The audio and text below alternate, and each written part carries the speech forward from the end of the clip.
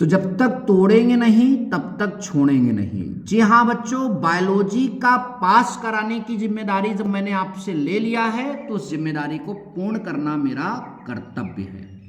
आप सभी को मालूम है कि हमने आपके बायोलॉजी के जो आपका कंटेंट है उसमें पहले बहुविकल्पी प्रश्न दिया, फिर अति लघुत्तरी प्रश्न दिया और अब आपको लघुत्तरी प्रश्न दे रहे हैं। इससे पहले दो पार्ट जो हैं हमने करा दिए हैं, पार्ट 1 पार्ट 2, और आज का तीसरा पार्ट हम लोग स्टार्ट करने जा रहे हैं जिसका नाम है जनन स्वास्थ्य। जनन स्वास्थ्य से लघुत्तरी प्रश्न हम लेने जा रहे हैं। यूपी बोर्ड एग्जाम 2024 के लिए क्लास 12th बायोलॉजी के लिए बहुत इंपॉर्टेंट है। वो प्रश्न ले रहे हैं जो बहुत बहुत इंपॉर्टेंट हैं, ध्यान से देखिए। और ये प्रश्न बहुत बार पूछे गए हैं, इस बार भी इनके पूछे जाने के चांसेस हैं। पहला प्रश्न क्या है बच्चों, ध्यान से देखो। किसी व्यक्ति को यौन संचारित रोगों के संपर्क में आने से बचने के लिए कौन से उपाय अपनाने चाहिए? देखिए, जो यौन संचारित रोग होते हैं उनके संपर्क में आने से बचने के लिए क्या क्या उपाय हो सकते हैं। तो देखिए, हम यहाँ पर लिखा है यौन संचारी रोगों से बचने के लिए निम्न उपाय अपनाने चाहिए, जिसमें हमने 6 उपाय यहाँ पर आपके सामने रखे हैं और ध्यान से समझिएगा। पहला, सहवास के दौरान कंडोम का प्रयोग करना चाहिए। सहवास का मतलब होता है फिजिकल रिलेशन इंग्लिश में, ठीक। तो इसका प्रयोग करना चाहिए। दूसरा, समलैंगिकता से दूर रहें। समलैंगिकता मतलब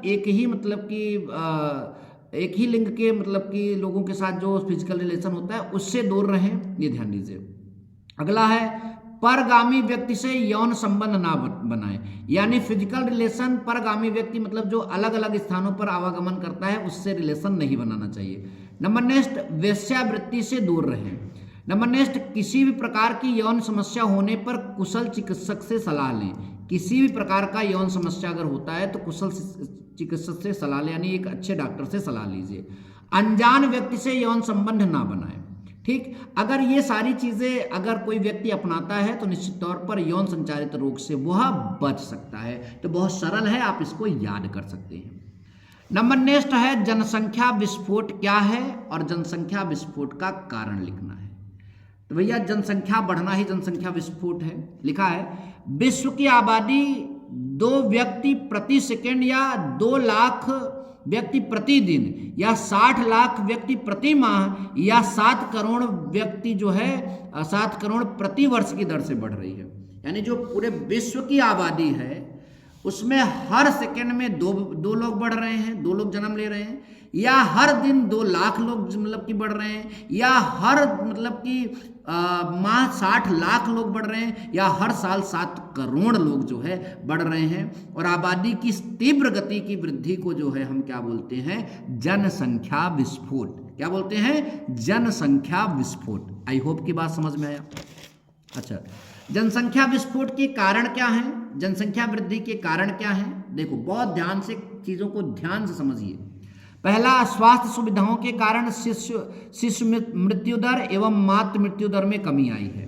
भाई, बेहतर स्वास्थ्य सुविधा है तो जो पहले बच्चे पैदा होते थे तो किसी कारणवश जो है उनकी मृत्यु हो जाती थी, अब उनको बेहतर जो है स्वास्थ्य सुविधा उपलब्ध कराकर बचाया जा सकता है। तो मातृ मृत्यु दर में भी कमी आई है, तो जाहिर सी बात है जनसंख्या तो बढ़ेगी। नेक्स्ट, जनन योग्य व्यक्तियों की संख्या में वृद्धि होना, यानी जो जनन कर सकते हैं ऐसे व्यक्तियों की संख्या में वृद्धि होना भी जनसंख्या का एक कारण होगा। अच्छी स्वास्थ्य सेवाओं के कारण जीवन स्तर में सुधार हो गया है, तो लोगों के जीवन स्तर में सुधार हो गया है तो ये भी जनसंख्या का वृद्धि का कारण होगा। अशिक्षा के कारण व्यक्तियों को परिवार नियोजन के तरीकों का पूर्ण ज्ञान ना अपनाना, यानी जहाँ शिक्षा है वहाँ पर लोग परिवार नियोजन का जो है वो तरीका पूर्ण रूप से नहीं अपनाते, जिसके कारण जो है एक से अधिक जो जितनी संतान उनको उत्पन्न करनी चाहिए उससे अधिक संतान उत्पन्न कर लेते हैं, और यह भी जनसंख्या विस्फोट का एक कारण होता है। वैज्ञानिक एवं तकनीक प्रगति के कारण खाद्यान्नों के उत्पादन में वृद्धि होना। भाई, खाद्यान्न अगर भुखमरी नहीं आएगी तो भी लोग जिंदा रहेंगे, तो भी जनसंख्या की वृद्धि होगी, ठीक। अगला, सामुदायिक स्वास्थ्य कार्यक्रमों द्वारा अनेक महामारियों का समूल रूप से निवारण होना, यानी जो बहुत महामारी आती है जिसके कारण बहुत लोगों की मृत्यु होती है उसका जो है असमूल रूप से निवारण कर दिया जा रहा है, तो भी जनसंख्या वृद्धि का कारण बनेगा। नेक्स्ट है, निम्न सामाजिक स्तर के कारण अधिकांश निर्धन व्यक्ति यह विश्वास रखते हैं जितने अधिक बच्चे होंगे वे काम करके धनोपार्जन करेंगे, तो यह भी जनसंख्या वृद्धि का कारण है। और अगला है सामाजिक रीति रिवाजों के कारण पुत्र प्राप्ति की चाह में दंपति संतान उत्पन्न करते रहते हैं। तो यह भी जनसंख्या वृद्धि का क्या है, कारण है। चाहे तो आप स्क्रीनशॉट यहाँ से यहाँ तक का ले लीजिए, पहले फिर इतना ले लीजिए, ठीक। अगला क्वेश्चन बहुत इंपॉर्टेंट है कि मनुष्य में यौन संबंधित उत्पन्न रोगों के लक्षण बताइए। मतलब मनुष्य में जो यौन संबंधी रोग उत्पन्न होते हैं उनके लक्षण बताइए। तो देखिए उत्तर में हमने लिखा मनुष्य में यौन संबंधी रोग, पहले हेडिंग डाल दिया।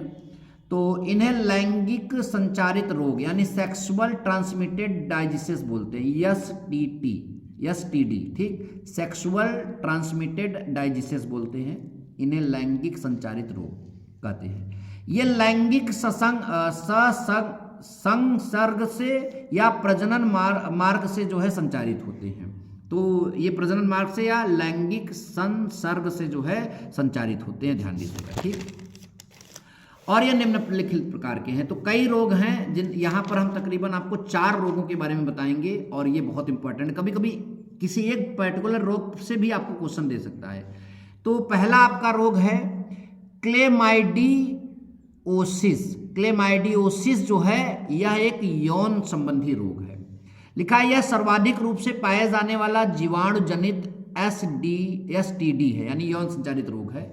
यह रोग क्लेमाइडिया ट्रेकोमेटिस नामक जीवाणु से होता है, ठीक। यह सर्वाधिक रूप से पाया जाने वाला मतलब जीवाणु जनित STD यानी यौन संचारित रोग है। यह रोग क्लेमाइडिया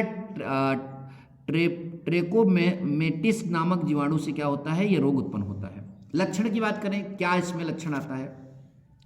इस रोग में पुरुष के शिश्न से गाढ़े मवाद जैसा स्राव होता है। जो पुरुष का जो शिश्न है, जो आपका फिजिकल जो उसका जो गुप्त अंग है, वहां से गाढ़े मवाद जैसा स्राव होता है और मूत्र मार्ग में अत्यंत पीड़ा होती है। स्त्रियों में इस रोग के कारण गर्भाशय व मूत्र नलिकाओं में प्रदाह होता है और उपचार न होने पर श्रोणि प्रदाह रोग में परिवर्तित होकर बंध्यता का कारण बन जाता है। तो ये इसके क्या है, लक्षण है, ध्यान दीजिए। दूसरा जो यौन जनित रोग है सुजाक, यह जो है यहां पर लिखा है ग्रामरीडी जीवाणुवीय SDT है, यानी ये जो है यौन संचारित रोग जो है जीवाणु जनित है, जो डिप्लोकासस जीवाणु नाइसेरिया गोनोरिया द्वारा होता है, ठीक। तो ये इसके द्वारा होता है। लक्षण की बात करें तो इसमें क्या लक्षण है, ध्यान दीजिए। इस रोग का प्रमुख लक्षण यूरोजिनिटल पथ की श्लेष्म कला में अत्यधिक जलन होना, रोगी को मूत्र त्याग के समय जलन महसूस होती है। सुजाक के लक्षण पुरुषों में अधिक प्रभावी होते हैं, ठीक। सुजाक के लक्षण जो है पुरुषों में अधिक प्रभावी होते हैं। नंबर नेक्स्ट हमारा है एड्स। आप सबने नाम तो सुना ही होगा।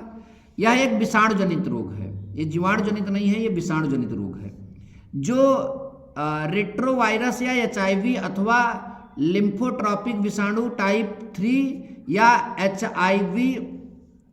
HTLV3 आदि नामक विषाणु से होता है। ज्यादातर तो ये HIV मतलब कि विषाणु से होता है, ठीक। ये रोग आपका कौन सा, एड्स। लक्षण की बात करें तो निरंतर ज्वर यानी हमेशा बुखार, पेशियों में हमेशा दर्द, रातों को पसीना आ जाना, लसिका ग्रंथिकाओं का चिरस्थायी विवर्धन, लिंग अथवा योनि में रिसाव, जननांगीय क्षेत्र में अल्सर, जांघों में सूजन, और इस रोग के ये जो है प्रमुख लक्षण है। कौन से, एड्स की बात करें तो, ठीक। अच्छा, आगे चौथा रोग जो है आपका जेनिटल हार्पीज। जेनिटल हार्पीज क्या है, यह रोग टाइप 2 हार्पीज सिंपलेक्स विषाणु से उत्पन्न होता है। तो किससे उत्पन्न होता है, हमने ये बता दिया। लक्षण की बात करें तो इस रोग के प्राथमिक लक्षण जननांगों पर छाले पड़ना, दर्द होना, जो जनन अंग है वहां पर छाले पड़ जाना, दर्द होना, ज्वर मतलब बुखार आना, मूत्र त्याग में पीड़ा, लसिक ग्रंथिकाओं में सूजन, ये सारे होते हैं, ठीक। और छालों के फूटने से संक्रमण तेजी से फैलता है। तो ये जो है जेनिटल जो है हार्पीज का लक्षण है। अच्छा, अगला हमारा है अगला क्वेश्चन, सहायक जनन तकनीक को परिभाषित कीजिए। बहुत इंपॉर्टेंट क्वेश्चन है। बंध्य दंपतियों को संतान पाने हेतु सहायता देने वाली कुछ विधियां बताइए। मतलब जो संतान नहीं उत्पन्न कर पा रही हैं उनके लिए जो है संतान प्राप्त पाने हेतु कुछ विधियां होती हैं मेडिकल साइंस में, उसके बारे में यहाँ पर हम लोगों को डिस्कस करना है। अच्छा, पहला उत्तर लिखा है, भारतवर्ष में प्रायः विशिष्ट स्वास्थ्य सेवा इकाइयां दंपतियों में बच्चा पैदा न होने का दोष उपचार करके दंपतियों को बच्चे पैदा कराने में मदद की जा सकने वाली तकनीकें सहायक जनन प्रौद्योगिकियां कहलाती हैं। ठीक, जो मतलब बच्चों जो पैदा नहीं कर सकते हैं उनमें बच्चे पैदा करने वाली जो तकनीक है वो सहायक जनन प्रौद्योगिकियां कहलाती हैं। बंध दंपतियों को संतान प्राप्ति हेतु सहायता देने के लिए निम्न विधियां हैं, मतलब कि उनको संतान प्राप्त करने के लिए जो सहायता दी जाती है वो कौन कौन सी विधि है। तो पहला विधि ध्यान से देखिए, ये इंपॉर्टेंट भी है, कभी कभी आता है परख नली शिशु। ठीक, तो परख नली शिशु में हम क्या पढ़ेंगे, इसके अंतर्गत शुक्राणु और अंडाणुओं का इन विट्रो निषेचन कराया जाता है। इन विट्रो निषेचन कराया जाता है। तत्पश्चात भ्रूण को सामान्य स्त्री के गर्भाशय में प्रत्यारोपित कर दिया जाता है। यानी एक नली होगी परख नली में, उसमें पुरुष का शुक्राणु लेंगे और मादा का जो है अंडाणु लेंगे, उसमें निषेचन कराएंगे, विट्रो निषेचन कराएंगे, इन विट्रो निषेचन। उसके पश्चात जो भ्रूण होता है उसको सामान्य स्त्री के गर्भाशय में जो है प्रत्यारोपित कर दिया जाता है। स्त्री के गर्भ में गर्भकाल की अवधि पूर्ण होने पर सामान्य रूप से शिशु का जन्म हो जाता है, जैसे आमतौर पर बच्चा पैदा होता है उस तरह से ये भी हो जाता है। भ्रूण स्थानांतरण की अवस्था व स्थानांतरण स्थल के आधार पर IVF भ्रूण स्थानांतरण निम्न प्रकार का होता है। यानी कितने प्रकार का होता है उसके बारे में थोड़ा डिस्कशन किया गया है।